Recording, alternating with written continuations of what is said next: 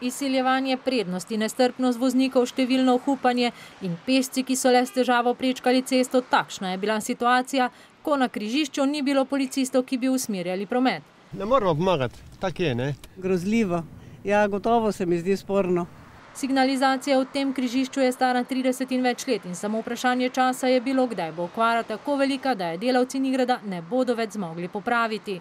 Tokratna napaka oziroma defekt je pa takšnega ranga, da se ne da več popraviti in je naprava povsem odpovedana.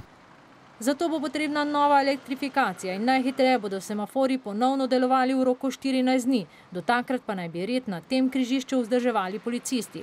Slednji so v križišču prisotni v prometnih konicah, pa še takrat smo lahko videli, da je zmeda velika. 24 ur zagotovo ne moremo zagotavljati tam urejanja prometa, pa ne moremo mi biti nadomestek za tehnična sredstva. Zato so občino, ki je odgovorna, že opozorili, da naj namestijo montažno krožišče.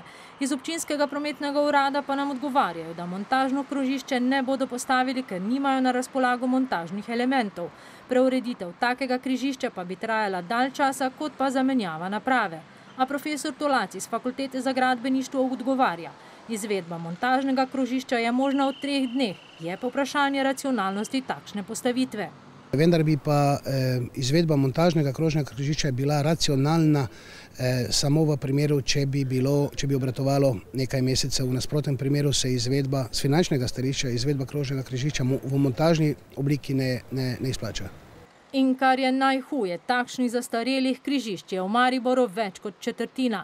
Na občini pa vsakič znova, ko se ta problem pojavi, iščejo zasilne rešitve.